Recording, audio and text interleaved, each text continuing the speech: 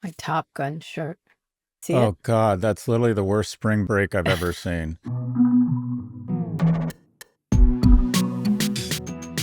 Hi, everyone. This is Pivot from New York Magazine and the Vox Media Podcast Network, and I'm Tom Cruise. You're excited about that, huh? I am. I got the 10 o'clock show. I'm going to the late show. It's 3 hours fucking long. Do you know that? 2 hours and 49 minutes. Wow. I know. It could be a lot of Tom Cruise. That is a lot of Tom Cruise. You're a big fan, though. I'm not a fan of him as a person, the Scientology part, but I love all his movies. The whole woke conditioning thing. He doesn't pass my purity test. No, so I don't think it's a very good everything. group of people from all that I've read. It's not a purity test. Well, neither is the Catholic Church. He sounds like a pretty nice guy, though, no? He really sells these movies, I have to say. He's out there. He's in theaters. He does the work. He is a very hardworking, massive celebrity. He really is the kind of the movie star that defines our generation, at least. Absolutely. Anyway, I don't love Tom Cruise movies, but I'm a huge Tom Cruise fan. I just think he works so hard. I love that he has a certain fidelity to movies and the big screen, and he's trying to promote theaters. Yeah. And everything I've heard about him, anecdotally, about people who have interactions with him, is that he's a very lovely guy. Yeah, hard worker.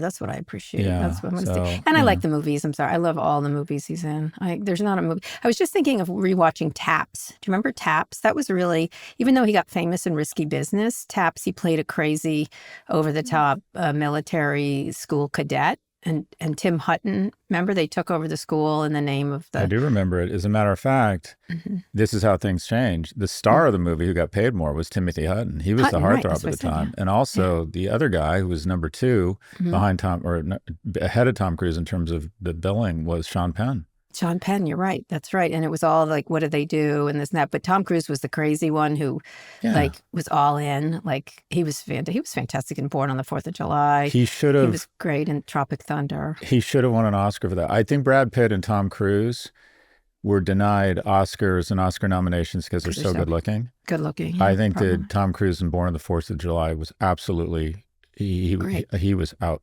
That was such a moving performance. There's a scene in that. I remember there's a scene in that where he comes home. You know, it's based on a guy, I think, Ron Kovac, who was paralyzed in the Vietnam War. And there's such a moving scene between him and his father. You know, the mom is sort of overbearing and the dad's a softie. And this kid, you know, he's a kid back from Vietnam. And he has this wonderful, as I think about it, actually, I love Tom Cruise as an actor. There's this scene where he's like, you know, putting him to bed and hooking up his catheter, and he's like sobbing. He's like, "Dad, who's ever going to love me?" So powerful. And then another great, really powerful scene is from a great movie called Magnolia, which he didn't get the credit he deserved. Another great movie. Where he's next to his dying father who abandoned him. He's obviously, I have some of my own father issues, but he really is, as I think about it, really an outstanding actor. Anyway, I'm very excited, and I'm going to be up very late, but I'm super excited to go. One quick note before we move on about an extreme escalation in the Trump administration's war with Harvard. Homeland Security Secretary Kristi Noem, also known as Ice Barbie, and that's a compliment, ordered her department to terminate Harvard's Student and Exchange Visitor Program certification, effectively barring the university's ability to admit foreign students. Harvard says it has nearly 10,000 people in its international academic population, and in an unusually petty move for the Trump administration, which specializes in petty moves, they have attacked Harvard in this way that really could hurt a lot of foreign students. I think probably this will not happen. I think Trump administration will back down, as it always does. It's just another salvo that it likes to do publicly. Probably, if they keep at it, it will go to the Supreme Court, and which is interesting because 4 of the 9 justices went to Harvard Law School, and 2 of them also went to Harvard College. The rest went to Yale and other, important universities around the country. I do think that eventually the Trump administration is going to pay for this kind of behavior and will lose again in court. Anyway, I have a quick update for you on the fake Scott scam that's floating around on Instagram. Swisher is so powerful. You connect me with literally like, anyways, people. Go ahead. Tell them the story. So you had complained about this. This is fake Scots. And I think it's absolutely something to complain about. I have the same issue on Amazon with fake Kara Swisher books. They don't take the care to get them down. And I think you made the very salient point that you don't see this in the New York Times or MSNBC or CNBC, but or Snap or even YouTube. Anything. Tell them what happens. There's fake Scots selling investment advice, right? A bunch of my friends texted me and said, have you seen this? And some even said, should I do this? And I click on it, and it's an AI-generated Scott saying, please sign up for my WhatsApp group, and there's a fee involved, where I will share with you 2 to 3 stock tips every week. Right. And Good it was idea everywhere. for us to do that, but go ahead. Well, it was everywhere, and it was a scam. And that is just terrible for my brand. And we purposely, we don't take crypto investments. We turn down a lot of money, and we're even quite cautious about doing financials, because I take very seriously that I want young men to have economic security. And I think there's a bunch of grifters out there that have moved from finance to health, who basically claim they can outperform the market if you just send them your $49 and they'll give you insider stock tips, or that you can't trust the industrial food complex to buy their fucking ridiculous supplement, even though they failed biology in high school. And I'm very sensitive to the fact that young men can be very seduced by this. And I think we both take economic viability very seriously in young people. Yes.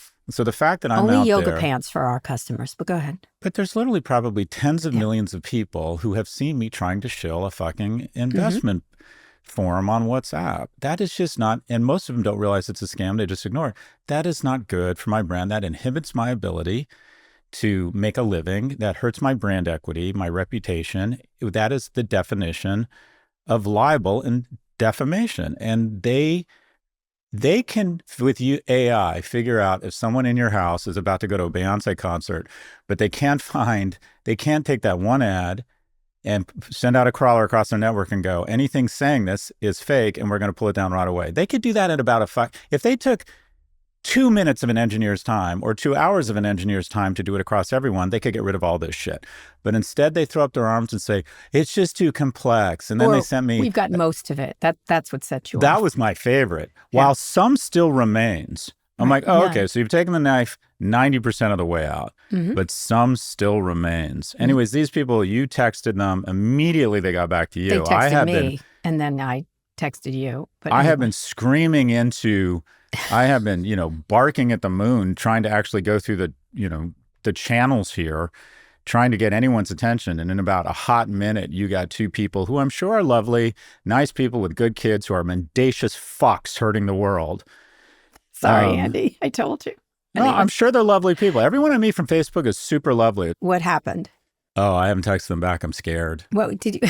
You're supposed to talk to them on the phone. You're like, I want to talk to you now. And you didn't talk to them? I got distracted last night. I stayed up late. I watched last 2 episodes of Friends and Neighbors. I'll call them today. All right. You do that. I'll call them today. At the very same time something happened with your thing, Walt couldn't get back into Facebook when he got a new iPhone. And they had put him on a security list by accident, some weird security list. So I think that didn't get fixed either. But he was a whole lot nicer about the situation than you were. Well, even Alphabet has figured out a way not to have this shit on their network. They need to fix this. One of the things that I was telling Amanda about it, and I said, she said, not everyone knows Kara Swisher, or if you fix it for one, why can't you fix it for everybody? That shouldn't be the way customer service works. They should take everything down. There should be no mistakes. It's not in the New York Times. It's not in magazines. It's not. I know it's a more difficult thing, but that's the business you've chosen, and therefore you need to keep your place clean. I see. I don't think it'd be that hard. I think they could so easily upload that video to AI and say, look for the attributes, the sentence structure, the photo resolution, everything. They give them a lot of identify outs. This everywhere. And they pull it give down. these makers a lot of outs. Like I think it was whatever strikes that they get. Anyway, well, they did ask me if I'd fix it, boys, because Scott Galloway is They asked not me happy. if I'd signed up for face scan or something. I'm like, no, I don't even know what you're talking about. No, you don't do anything like that. Like you know how Amazon now has a hand scan at Whole Foods? And someone was like, would you like to try it? I said, as fucking if I would give my handprint to Amazon. I'm like, no. Although I do I do Well, the I don't clear, know. don't I I? pay a So lot of doesn't- people do a I lot of really money to put their care? hands on me. Okay. All right. We've got a lot to get to today, including Target's struggles and OpenAI making a deal with former Apple designer Jony Ive with a photo that looked like he was marrying Sam Altman. It was a lovely photo. But first, Elon Musk says he plans to significantly reduce his political spending moving forward, saying in an interview with Bloomberg at the Qatar Economic Forum, "I think I've done enough." I think we all think that. This after he poured over $290 million in the 2024 election to support Trump and Republicans. He also spent roughly $25 million on that Wisconsin Supreme Court race that he shit the bed, the cheesehead hat, the whole thing. He shit the bed, essentially. Things got a little testy in that same interview when he was asked about DOGE saving less than originally promised. The whole thing was friggin' testy. What a little baby, what a little wussy baby he is. Okay, let's listen. I want to ask you about the total amount that you're planning to save through DOGE's work. Before the election, you said it was going to be at least $2 trillion. The number currently on doge.gov is $170 billion. That's a big change. What happened to the $2 trillion? Well, do you expect it to happen immediately? Well, is it going to happen? Because DOGE is supposed to run till next July. I mean, your question is absurd in its fundamental premise. Are you assuming that on day, within a few months, there's an instant $2 trillion saved? No, I'm not at all. I'm just asking, is that still your aim then? Is it still your aim to get to $2 trillion? Have we not made good progress given the amount of time? That's exactly what I'm asking. So is it still your aim to go from 170 billion to 2 trillion? The ability of DOGE to operate is a function of whether the government, and this includes the Congress, is willing to take our advice. We're not the dictators of the government, we are the advisors. This is such horseshit. He closed down a ton of stuff. He didn't do well. That's all. It's just like the Cybertruck. This was a flop so far. And of course, Congress has to pass it, but he ran through all the government, cutting things, closing things, firing things. He had plenty of power. He had the president of the United States behind him. So he was running rampant. What happened is he ran rampant. He did stupid things like the chainsaw thing. He pushed around, and now there's story after story coming out about what a fucking nuisance he was to these people. Ran over Congress, ran over cabinet members, did stupid things, made idiotic mistakes. He's not getting to $2 trillion. And the entire interview was just ridiculous, saying Tesla's doing great. He's just it's such horseshit. This guy is full of horseshit. This was a failure. It was too bad, as we all say, good thing to cut things. And he didn't reach his goals. And even the $170 billion is questionable. I'm sure he's cost the U.S. taxpayer money, but he got his. He got his regulatory relief. He's going to probably be part of that Golden Dome thing. He will probably benefit in lots of ways with Starlink and everything else. So let's just say he got his. So one headline described this interview as a billionaire man-child Elon Musk gives his most petulant interview to date. I think that was correct. Scott, any quick thoughts? And then we'll talk about the Tesla part.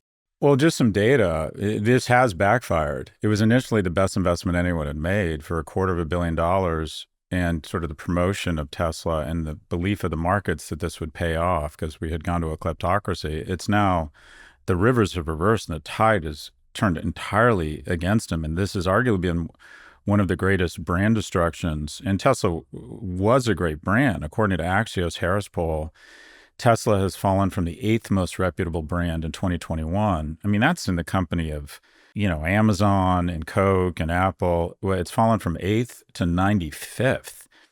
And also, we talked a lot about this. Their revenue was down 20%. Do you realize Tesla, despite the fact it trades at 150 times earnings and most automobile companies trade at 10, Tesla's sales are declining faster than any automobile company in the world. They declined 20%. Profits are down 71%. Sales, you want to talk about sales declines, down 59% year on year in France, 81% in Sweden, 74% in the Netherlands. Their sales have been cut in half in Switzerland, 33% in Portugal. And their sales are down by 2/3 in Denmark. And what I don't get is he is a brilliant guy, but he's alienated his core demographic. And he's alienated the Republicans. You should read these stories. But the Republicans says he's alienated the wrong people. The 3/4 of Republicans would never consider buying an EV. So he's cozied up to the people who aren't interested in EVs. And then California, which is the biggest EV market in the US, Tesla sales in the state have dropped 12%, and its market share has dropped almost 8%. And then let's just be clear about DOGE.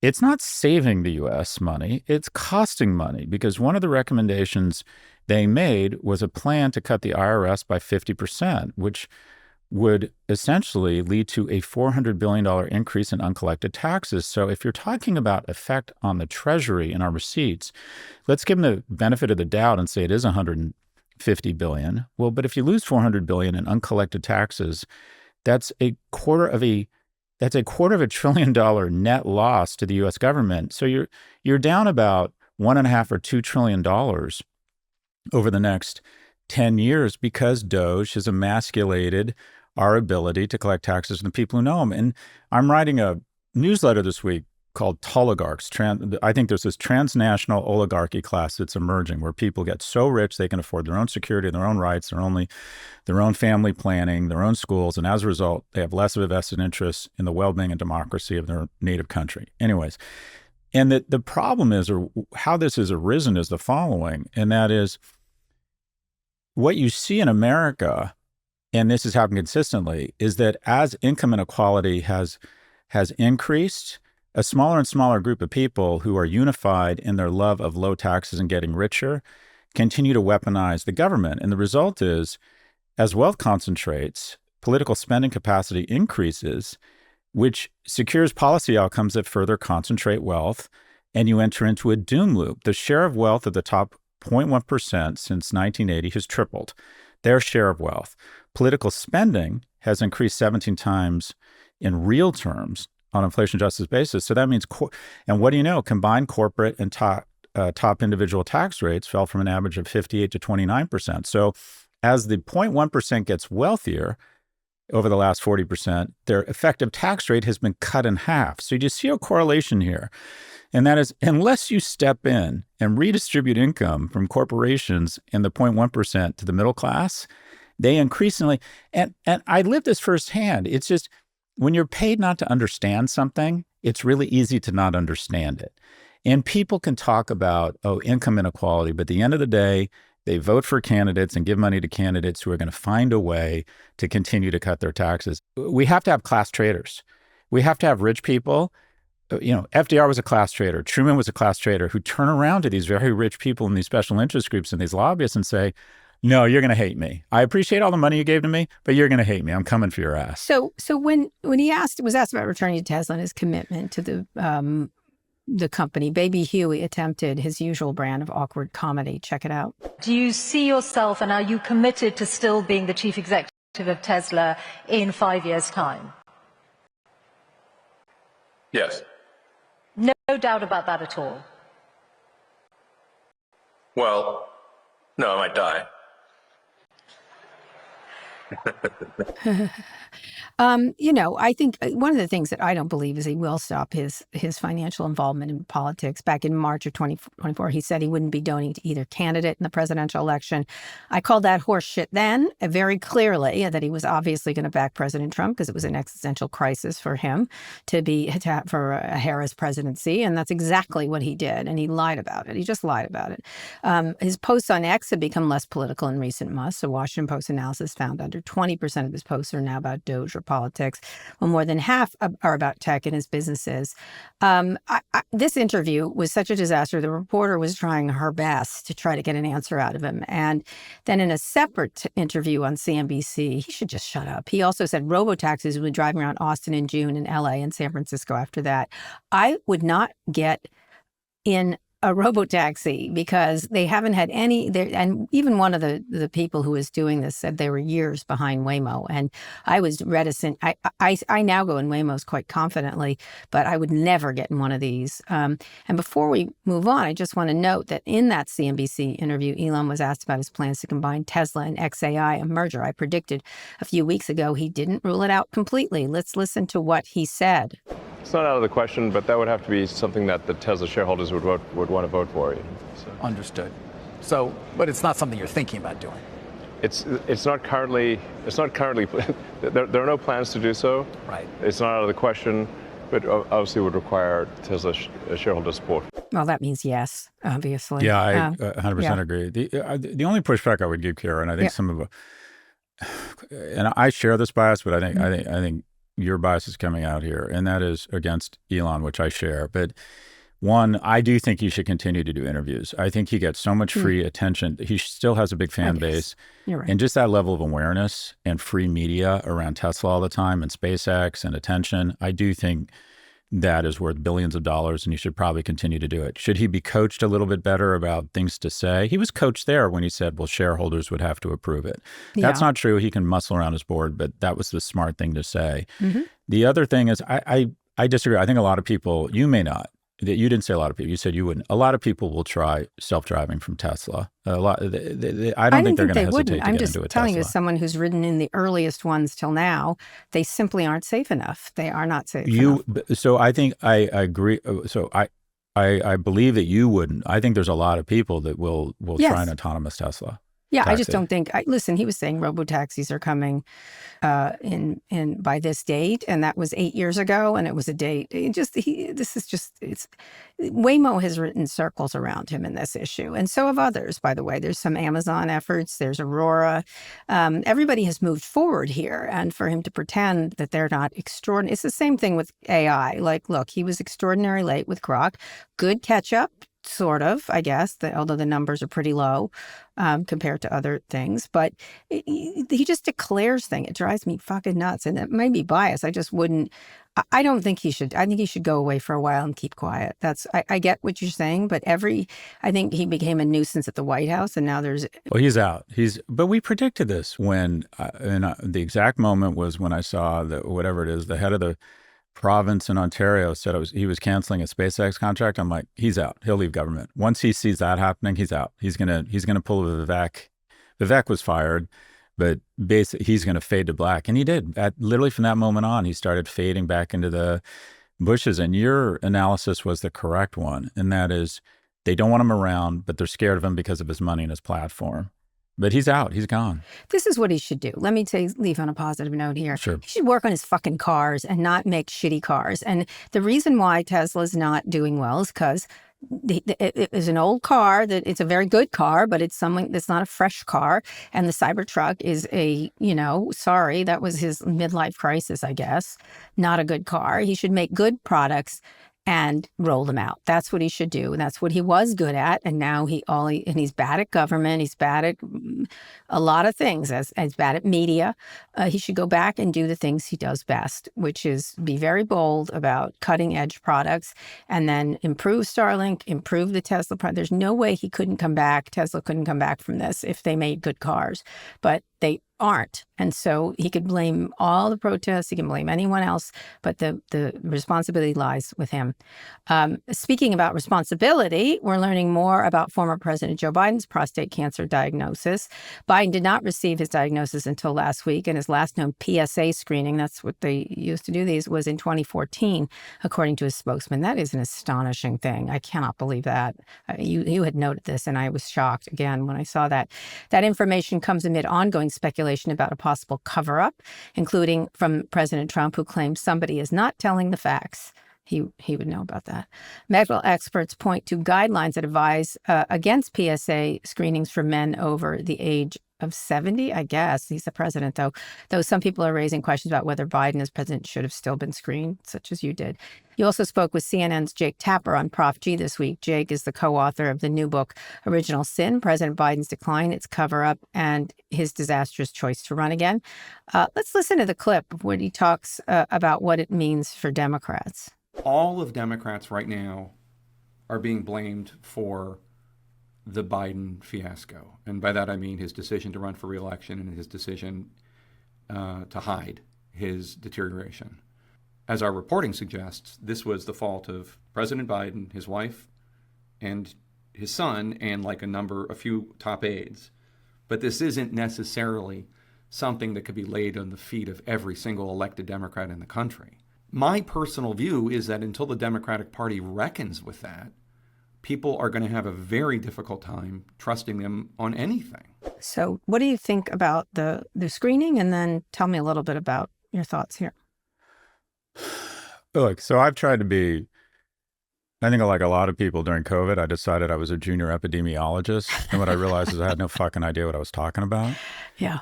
So when it comes to medical advice, I try to be more measured. And what I'll say as a citizen who gets regular prostate exams and even has a regular MRI that looks and images my prostate, and the PSA test is a blood test.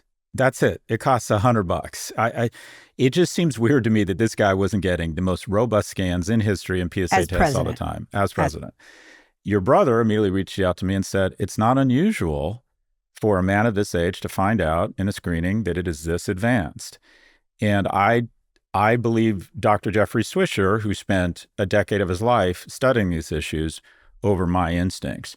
Having said that, I still think this is just incredibly odd. And there's so much understandable and deserved affection and goodwill towards Joe Biden right now. But this is the reality.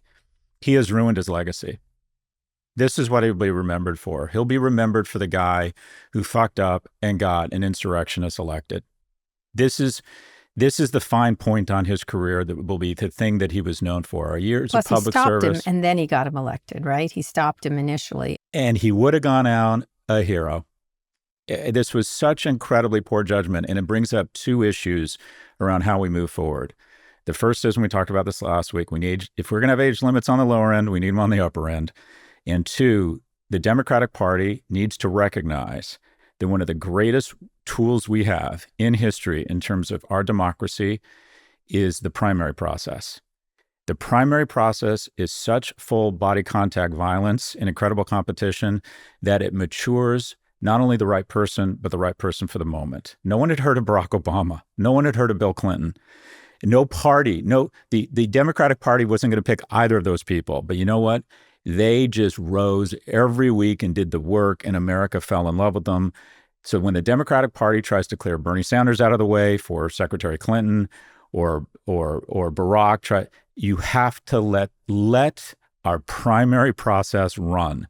And the fact, in my opinion, another mistake they made, in addition to this consensual hallucination we all entered in with each other, is that I think they should have had a super Shark Tank-like mini primary rather than just anointing Vice President Harris. I think they could have made it. And I want to be clear. I don't think we're guilty of Monday morning quarterbacking. I was Saturday afternoon quarterbacking. I said, have a mini Shark Tank-like primary with the best 8 candidates, go from 2 debates with 8, then to 4, then to 2. It would have dominated the media cycle. Yep. And by the way, Trump was dominating it because they were afraid to let Joe out of the basement. Right.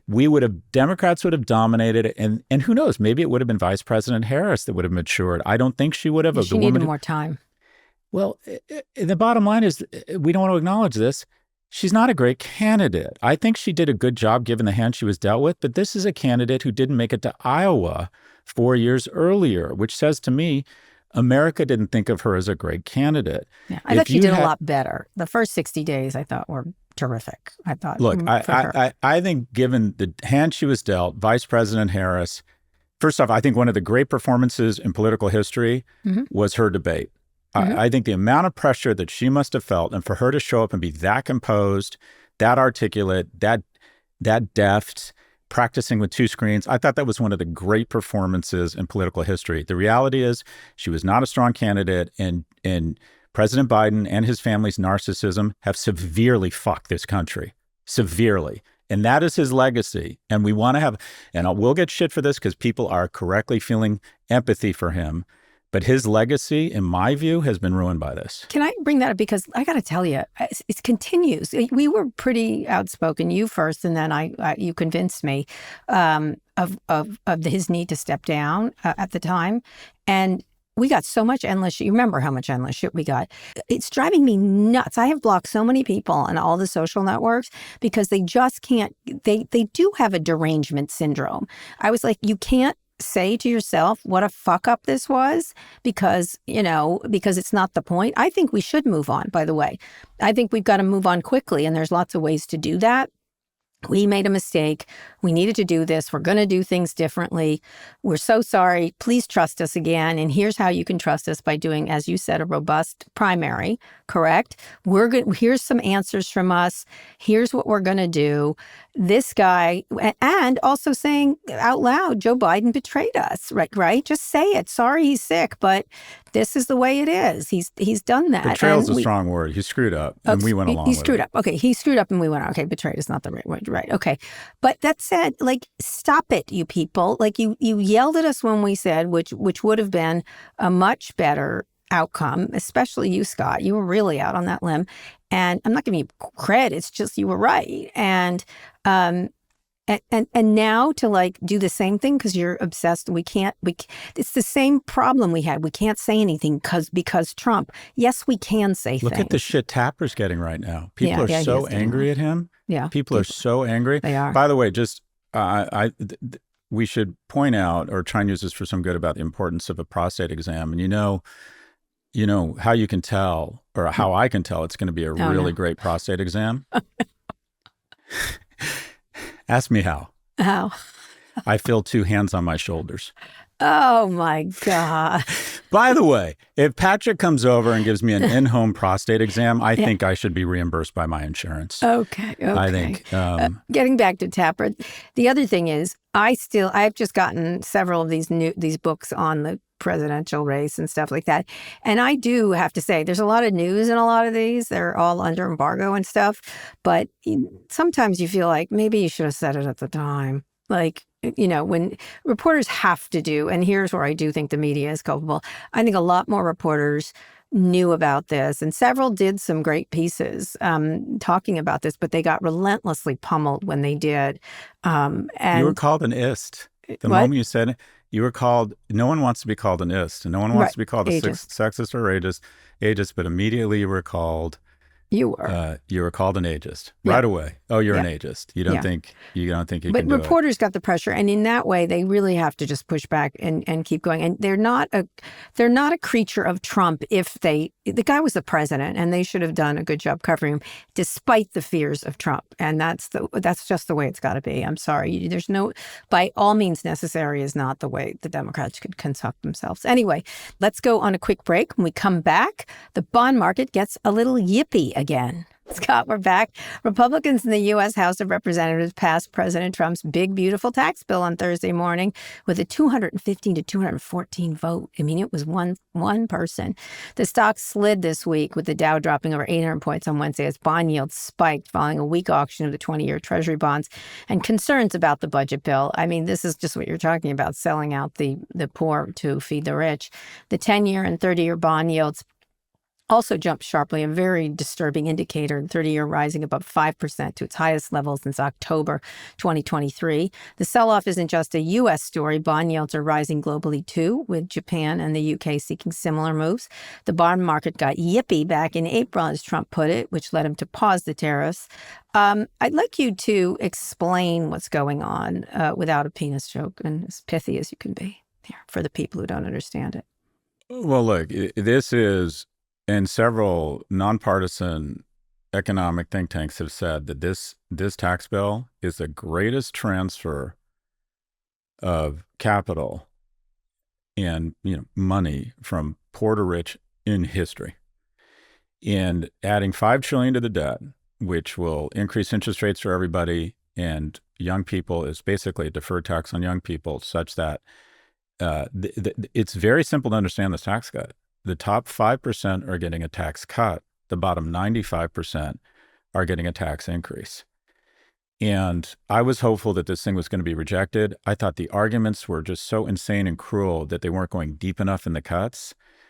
But effectively, I was with Anthony Scaramucci last night, who I just continue to be so impressed with. I think he's so thoughtful. And he brought up something so interesting. He said, look, you had Republicans were fiscal budget hawks. They were very concerned about the deficit. And Clinton, who was a moderate, figured out a way to have a surplus. And Al Gore said, with my economic plan over the next 8 to 10 years, we're going to have $4 to $5 trillion in surpluses. Bush won, And that was really the pivot point, because what Bush did was the following. He decided, and the American public has gotten used to this, he decided we can have our cake and eat it too. And what he did was he decided to go to war and lower taxes at the same time. And nothing really happened in the short term to the markets, because we have built up so much borrowing capacity because of the responsible fiscal approach of our predecessors. And the result is, when we decided during W's administration that we could cut taxes and spend more, we began essentially a downward spiral of fiscal irresponsibility that Democrats and Republicans have both taken a play from. That the haunting or the negative impact of deficits don't come to fruition during my administration. So whatever, I'm just going to keep everybody happy. I'm going to, the far left and the far right meet around. I know, let's cut taxes, and I know, let's increase social spending. By the way, government expenditures are up $200 billion since Trump took office compared to last year. And also, Biden, despite railing against the billionaire class not paying enough taxes, during the Biden administration, taxes went down. So this is a continuation of the same irresponsible fiscal behavior, but this is a focus, and this kind of embodies what America has become about, and that is the bottom 95% are here to optimize the lifestyle and economics of the top 5%. And one of the reasons we do this is because the Republicans are very good at representing the top 5% and convincing the top 50 that they'll be there, that Americans are so optimistic they believe at some point they might be in the top 5%. And because Democrats, quite frankly, just don't want to be serious about neither side want to be serious about either raising taxes or cutting spending. And neither is willing to have a serious conversation. The best the Democrats will do will say, at some point when I interviewed Leader Jeffries with Jess, he said, well, at some point we should probably have that conversation. But no Democrat will stand up and say, we probably need to means test Social Security. The only person I've found who's being kind of responsible is Senator Chris Murphy. He's actually naming programs we need to take a hard look at. But this is a transfer of wealth. Explain what the bond market's saying very quickly. Oh, the bond market is saying that this irresponsible fiscal behavior means that lending money to U.S. companies and to the U.S. government is now riskier, meaning that you need to get paid more to take that risk. Right. And effectively what you have is the 30-year Treasury is at 5.09%, and that's the greatest or the highest it's been since October of 23. And this means you're paying more for your student loans, your credit cards, your mortgages, and companies are less inclined to borrow money to grow because it's more expensive. In other words, everything everywhere gets a little bit more expensive. Now, that's okay if you're the 5% getting a huge tax credit, because I don't have student loans. My mortgage, if it goes up 25 bips, that still will be overcompensated by the tax cut that I will get. But the bottom 95% see their taxes go up and see an increase in costs across their debt instruments, and their kids are really going to have a tough time because essentially the government, the fastest growing expense line in the government budget right now is the interest on our debt. It's not investing in infrastructure. It's not social services to keep seniors out of poverty.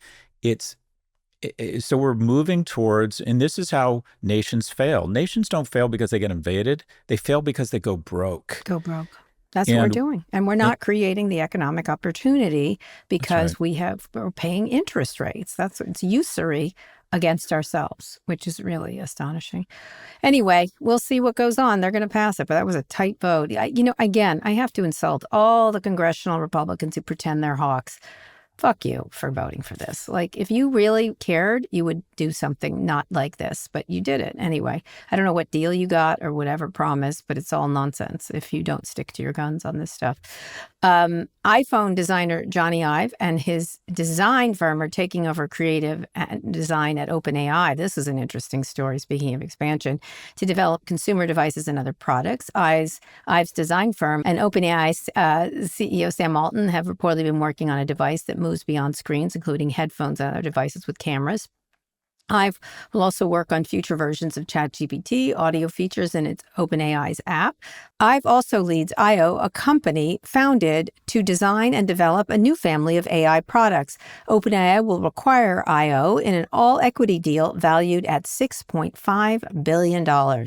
So here we are. We have Jony Ive coming back, the obviously famous iPhone guy, Aluminium. I just want to note, I spoke to Ive at Code in 2022. He was on a panel about Steve Jobs with Lorraine Powell Jobs and Tim Cook. It was the last Code session ever, because Jobs was the first one.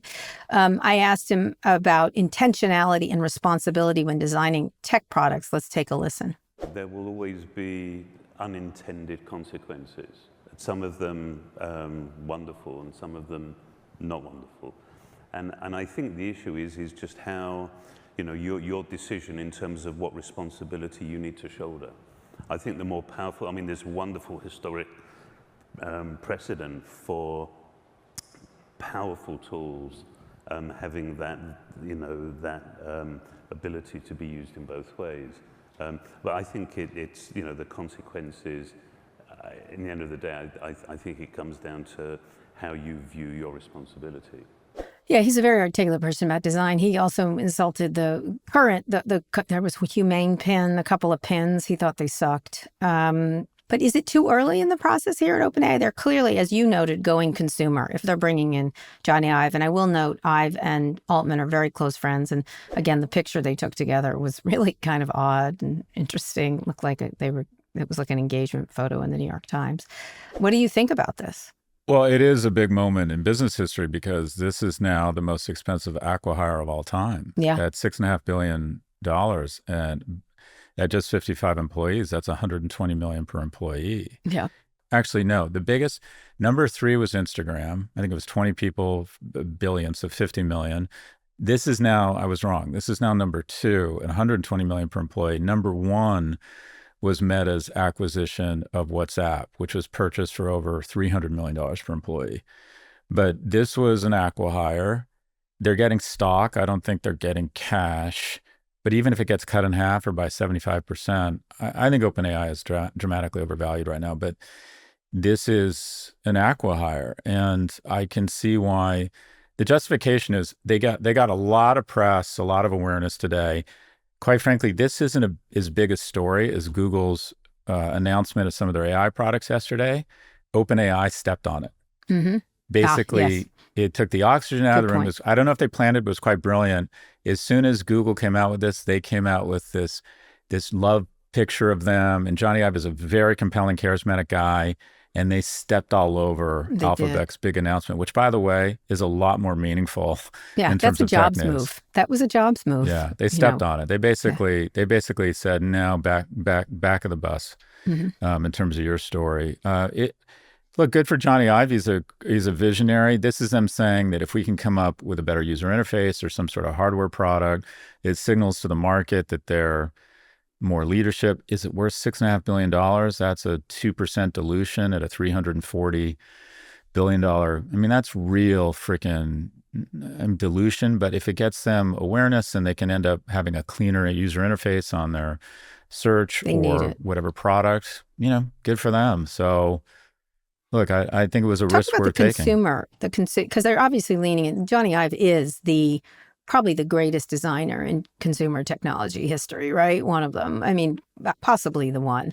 And so this is the idea of how do you make AI useful, right? And so a lot of it is very kludgy, how you use AI. And those pins were just ridiculous. We made fun of them. But there has to be some way, because I have to say, I've been noticing, you use AI all the time. I'm really using it. I don't use Google search anymore. I use ChatGPT. And they're better answers. They really are. I'd like a little more information about the provenance of the information I'm getting sometimes.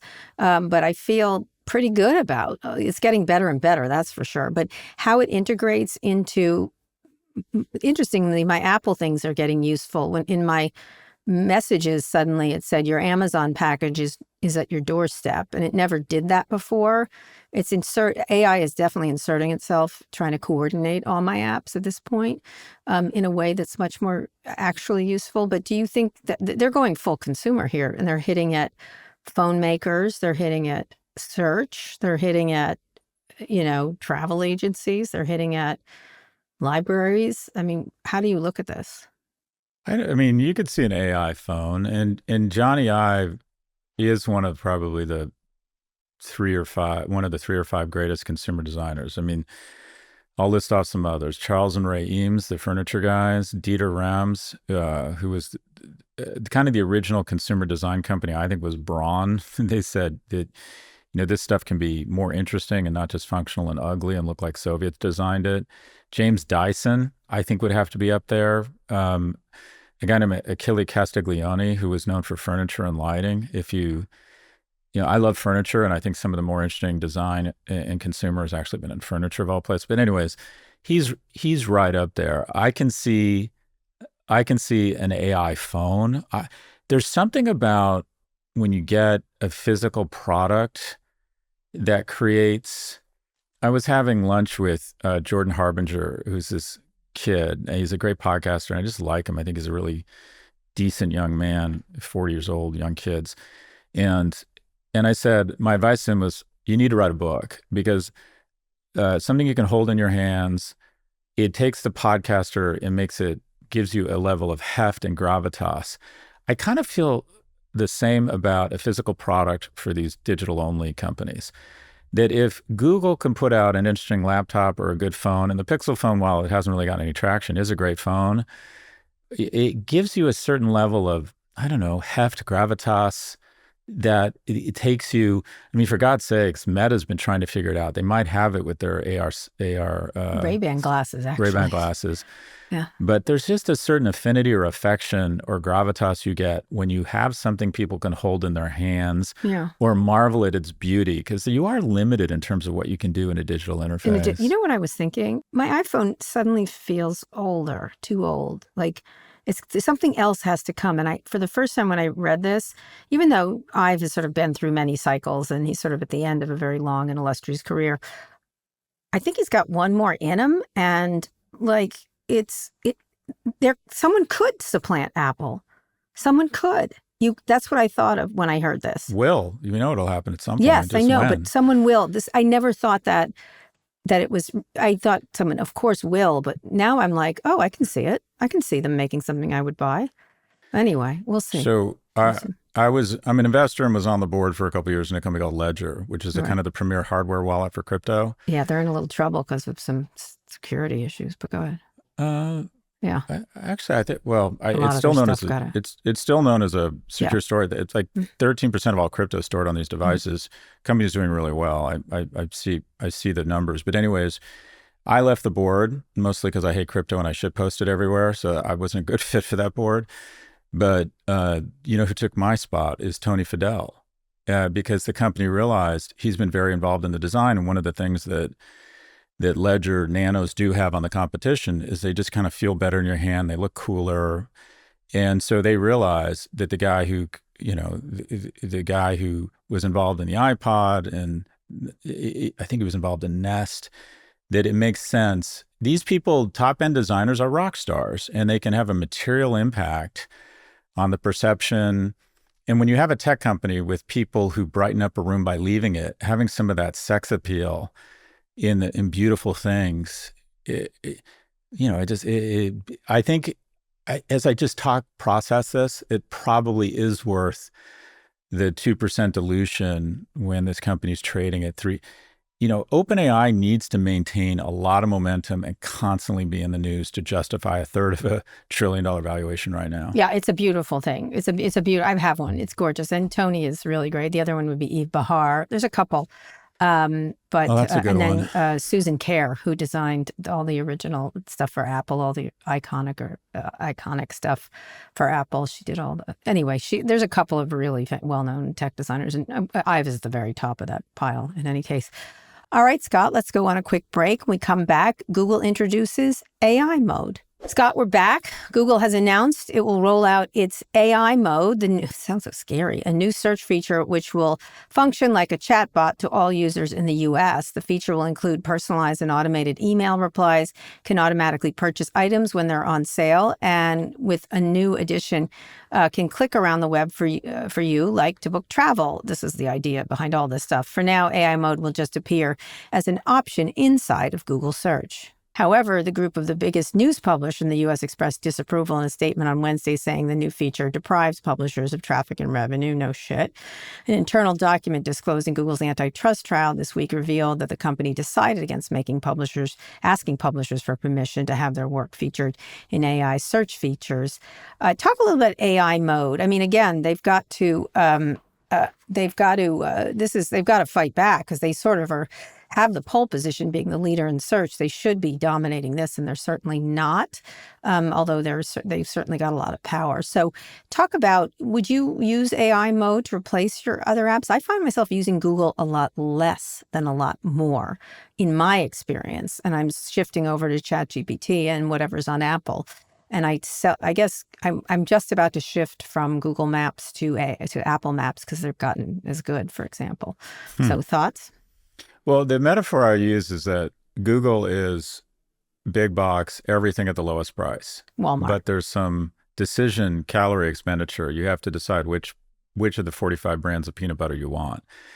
Whereas AI is specialty retail and says, we're not going to give you every answer. We're just going to give you the 3 best toasters or the 1 best. And that's specialty retail. I think there's room for both, but specialty retail took market capitalization away from big box. And I think that's going to happen here. Having said that, I actually like the chat-like interface with Google search.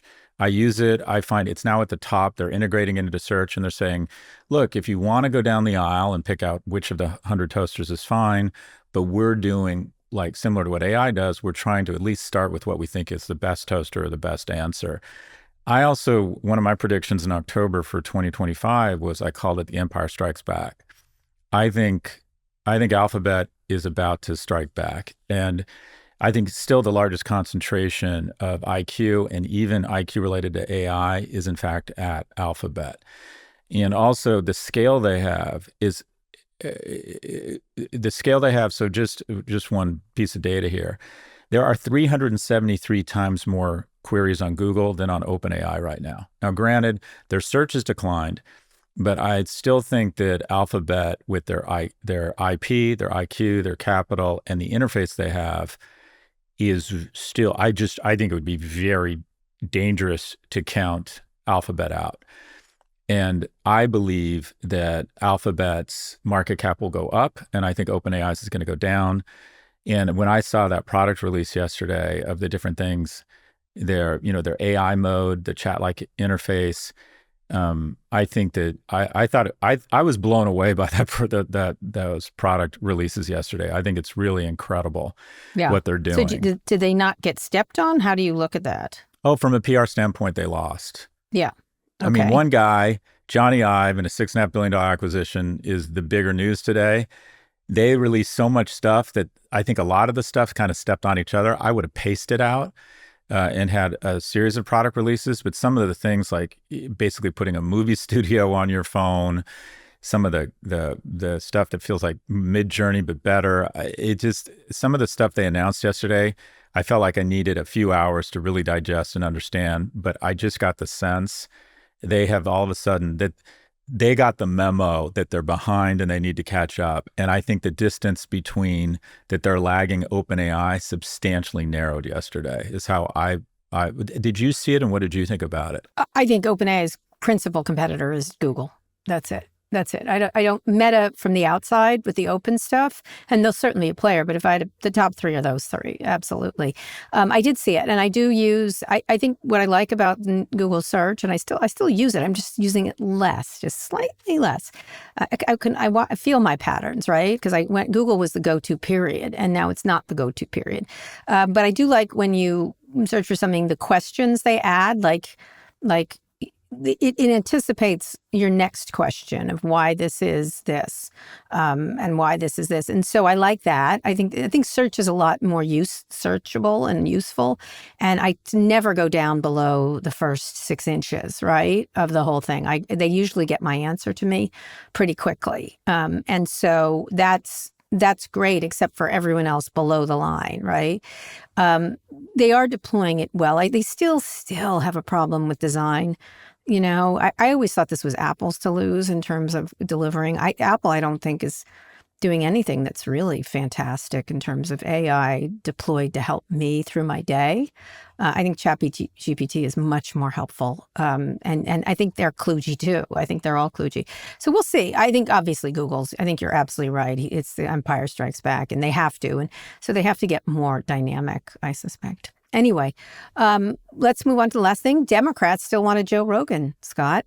Since their loss in November, donor retreats and pitch documents have been full of asks for rich backers to contribute to the party's efforts to develop an army of influencers. Efforts include American Bridge, one of the largest Democratic donor networks, which has launched a plan for a nonprofit called Achieve Narrative Dominance and aims to have a budget of over $70 million. Project Echo, a new 4-year $52 million influencer program from the progressive nonprofit American Way, and several other smaller projects looking to amplify left-leaning influencers. I'm just looking at the top charts. I'm just using podcasts because there's lots of ways to influence on all the different platforms. But actually, Joe Rogan's dropped rather considerably. He's now down at 6. I think left-wing ones or left or softer ones are near the top. Good Hang with Amy Poehler's really burning the charts these days. The Daily is still up there. Obviously, Megyn Kelly's still up there. But I got to say, a lot. It's not so much a right-dominated thing. Tucker Carlson's up near the top, but so is Michelle Obama right next to him. Midas Touch is right there, along with things like Diary of a CEO, or the crime ones, they're up to the top. So, I feel like it's a mixed bag these days on a lot of these shows. I don't know. What do you think? Should they try to do this? It seems kind of silly. It's sort of like making fetch happen. Yeah, I do think they dominate. There's been some. So I think that, first off, Pivot is 76, just so you know, in the world. What is? Pivot. We're 76 in the world. Yeah. Yeah, top 100. We're in the top 100. Watch out, 75. But also higher than Charlie Kirk. So well, here's the thing: when you're Democratic, we're seen as center left to crazy left. Mm-hmm. I won't say who's who, but you. We have. I like that you You've said become I'm a more San liberal. Francisco lesbian. Mm-hmm. Anyways, I'm just saying. Prop G is 87. I'm just sorry. Go ahead. What's Pivot?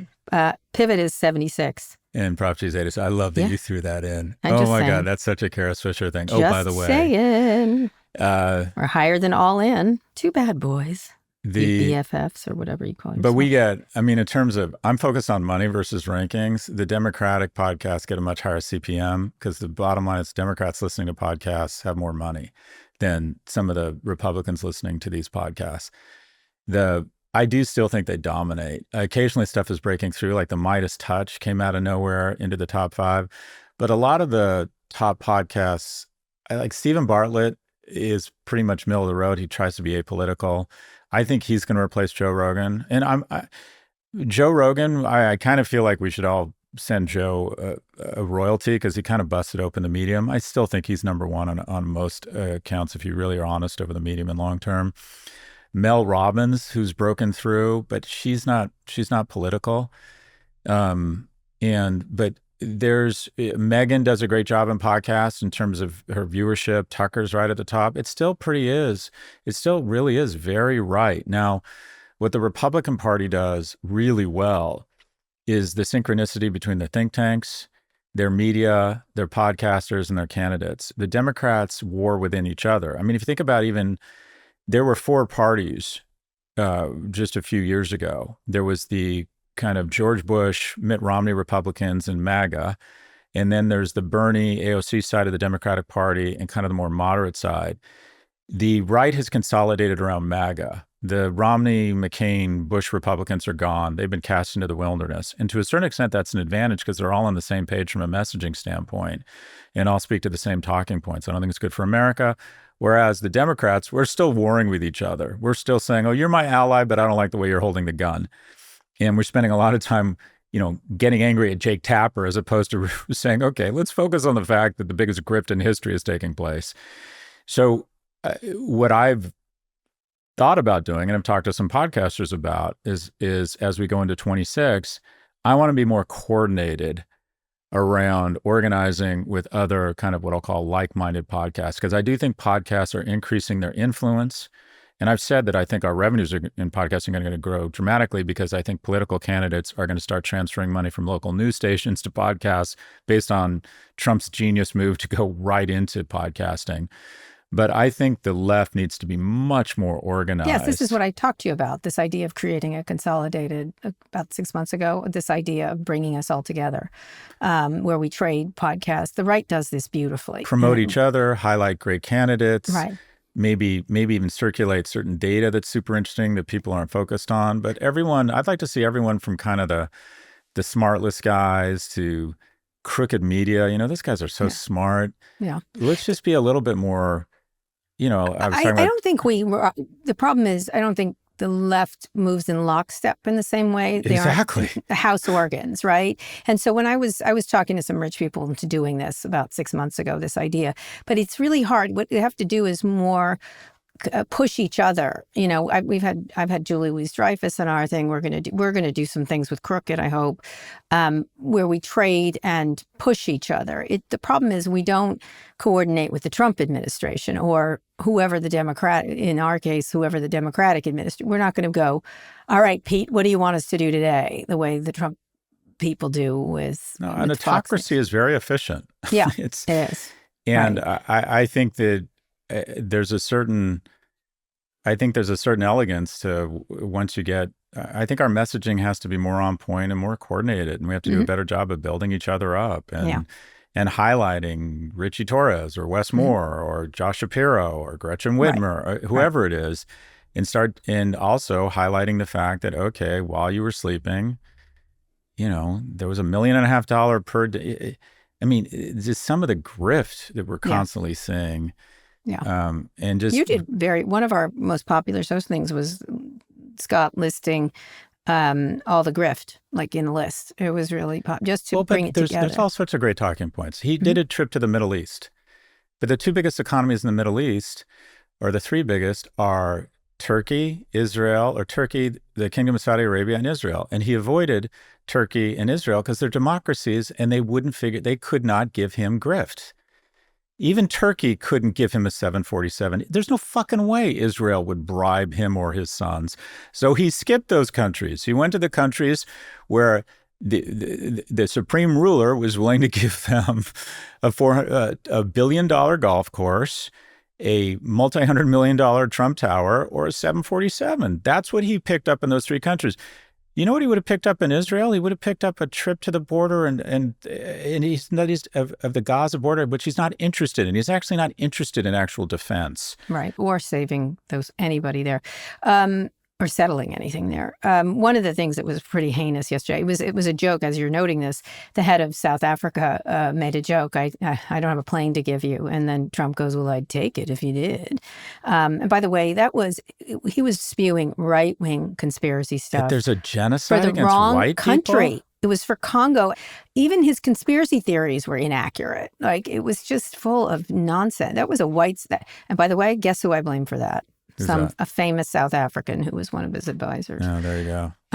But anyway, you're right. You're absolutely right. I don't think we have to create a Joe Rogan. That's not what we want. I mean, you could say Jon Stewart sometimes or John Oliver. They're all over the place. We have to create, to me, a 360 on every single social platform where we're not necessarily coordinating. I think you can't make fetch happen with the left. You can't. But we're really giving messages that and drilling in, as Scott said, on grift, give messages of hope and give messages of these guys are crooks over and over and over again. But coordination is not really a left thing to do. But the way I presented it to the people I'm speaking to is that really good CMOs, bad CMOs get a directive from the CEO and to take budget from the brands and then impose a series of guidelines around, I want this type of advertising for this brand. And ultimately they get fired because all the power is with the people making the money at the individual brands. They start to resent the CMO and he or she gets fired. Good CMOs become a center of excellence in basically shared services where they say, I've done a bunch of work on media effectiveness, and if any of the brands want to come to me, I will provide you with this data. I think we need a group of people that says, we have some amazing candidates that are available for interviews. Up to you. Here they are. And we can make it seamless and easy for you. Every day, we're going to send out a series of talking points and data that you may choose or may not choose to highlight in your stories. By the way, Smartless, Pivot would like to promote you and promote certain episodes. Would you be interested in a reciprocal deal to promote them? And we're also going to promote the Midas Touch. Would you like to be all opt-in, would you like to be part of a consortium that helps build each other's audience? So share, almost like just a shared services where it becomes a pull as opposed to a push. But us lecturing at them saying, oh, you need to highlight this or talk this way, these people are going to stick up the middle finger. These people have their own businesses to run. That's the problem. That's the problem. All right. One more quick break and we'll be back for predictions. Okay, Scott, let's hear a prediction. My prediction is that it goes back to a prediction I made in October of last year. And my prediction is the Empire Strikes Back. And I just want to be clear. My financial advice to anyone, especially a young person, is hope you go double platinum or sell your company. But just in case you don't, save 3 to 5% of your salary in a tax advantage vehicle in low cost, diversified index funds, not only in the US, but across the world. And by the time you're my age, even if you haven't gone double platinum or sold your business, you're going to be fine. And try to resist the temptation of believing you're smarter than everyone else and do stock picking and limit that to 20 or 30%. And I do think it's worthwhile to take some of your money and do stuff because it forces you to learn about the market. And also, quite frankly, it's fun. Anyways, that's my big asterisk here. Having said that, my prediction is that Alphabet is going to outperform the market. And if you look at Alphabet right now, they have so many incredible businesses. So the Google Cloud is basically a $43 billion business going to 50. And if you put the same multiple on that business that Oracle gets, you get about a company worth about $400 billion. YouTube, which is essentially the biggest streamer in the world, if it does $54 billion in business, if you apply that Netflix multiple, you get a $650 billion. So at $1.1 trillion. Waymo, in my opinion, let's not even count that. But I think that's worth a lot of money. I think the autonomous war is about to break out and the leader is going to be Waymo. And if they spin that out, I think that'll get a huge valuation. So essentially what you have is at the most conservative level, Google is being valued at about $800 billion to $1 trillion or 4 to 5 times revenues. And Chipotle and Coca-Cola trade at 6 times sales. So, Kava trades at 10 times sales. So a $200 billion tech business that grew at 13% last year does not deserve a lower multiple than Coca-Cola, a mature food and beverage firm with less than $50 billion in revenue that grew 3%. So if you do a sum of the parts analysis, it's undervalued. So the question is, well, why is it undervalued? And the two reasons I think are, one, the existential threat posed by OpenAI, which is a threat, but I think it's been overestimated. And two, the likelihood of antitrust and a breakup, which I believe would actually be accretive to shareholders if they were forced to spin some of these companies because they would be unlocked from this conglomerate tax that the company is paying right now. And my final point here is that right now, Google trades at a PE of 19. The S&P 500 with its drawdowns trades at 24. So take an average company in the S&P, a P&G or a Dow. I don't know what company sort of embodies the S&P, but those are both great companies. But any average, quote unquote, average company in the S&P is not nearly as impressive, isn't growing nearly as fast, doesn't have nearly the margins of an Alphabet. All right, so, Sundar Pichai thanks you. Well, I really think this company of all of the big tech right now is the most undervalued, and it's being overly punished because of this existential threat of OpenAI and the notion of antitrust. One, I think, is overstated. I think they are absolutely striking back in terms of AI. And two, I think antitrust, if the law was passed and they had to spend something, would actually be accretive to shareholders. There is no reason. Alphabet, at the end of the day, is a much more impressive company than your average S&P company, and yet it's trading at 18 or 19 versus 25, and it's traded at an average of 26 over the last 5 years. And even this year, even with its bump up yesterday, it's down 12% year to date. This is an impressive company that in some I think is undervalued. So interestingly, because Sundar Pichai is sort of never mentioned, you give Satya lots of props. He's kind of a plotter. I know him very well. I've known him since he was a young product manager on a bunch of stuff at Google. He's kind of a plotter. He's always thought of as doesn't make decisions fast enough. He certainly isn't a hand waver about himself. He's a lovely person in terms of being. He's just a nice guy. He's just a really nice guy. So he doesn't get the kind of props. And you're right. it's a difficult company to tell the story of because there's so many parts of it. So that's an interesting prediction. I think that's interesting. But I will note I use Google a lot less than I did. I don't know why. But you're right. They have a lot of, they really, it's theirs to lose in many ways, but it's good they have competitors. Let me bring in a totally unrelated topic. Okay. So Sundar Pichai and Satya Nadella, two guys who've created unbelievable market cap, hundreds of thousands of high-paying jobs, incredible ecosystem, incredible shareholder value. Sundar's from Madurai, India, and Satya is from Hyderabad, India. The fact that we are not saying to every Indian, golden visa for anyone, I can tell you, and I'm being a racist here. I think the Indian population that immigrates to America is some of the most accretive, positive human capital flow in history. Walk around the halls of Stern. These Indian Americans, these people who got to IIT and then decided of all their options to come to America, they are a gift to America. At one point, the head of Microsoft, Sundar, was a name that was floated as the head of Microsoft also because he hadn't gotten the CEO of Google job. But yes, they're both really remarkable citizens of the United States and also immigrants. I've had lots of really interesting discussions with Sundar about the anti-immigration Trump stuff, but he's a quiet leader. Well, I think you're right. It's theirs, so that's a really interesting prediction. My prediction is that at 10 o'clock tonight, Kara Swisher will be so happy because she's watching. Oh, you're going to? I'm curious. You got to text me and tell me what you think. 10 o'clock. I'll text you at 2 in the morning because it's a 3-hour movie. Anyway, because it'll be like a half an hour of previews, I'm sure. Anyway, I'm so excited. I bought the popcorn in advance and the drink, and I'm very excited to watch Mission Impossible Final Reckoning. Anyway, I feel like an ad for them, but I don't care. I love that movie. Anyway, I love the series. Anyway, we want to hear from you. Send us your questions about business tech or whatever's on your mind. Go to nymag.com/pivot to submit a question for the show or call 855-51-PIVOT. Okay, that's the show. Thanks for listening to Pivot. Be sure to like and subscribe to our YouTube channel, which is growing handily. Scott, we're actually dark next Tuesday for Memorial Day, but we'll have a great episode of Stay Tuned with Preet in our feed. We'll be back next Friday. Scott, read us out. Today's show was produced by Lara Naaman, Zoë Marcus, Taylor Griffin, Kevin Oliver, and Corinne Ruff. Ernie Intertot engineered this episode. Thanks also to Drew Burrows, Mia Severio, Dan Shalon, and Kate Gallagher. Nishat Kurwa is Vox Media's executive producer of podcasts. Make sure to follow Pivot on your favorite podcast platform. Thanks for listening to Pivot from New York Magazine and Vox Media. You can subscribe to the magazine at nymag.com/pod. We'll be back next week for another breakdown of all things tech and business. Kara, enjoy the movies.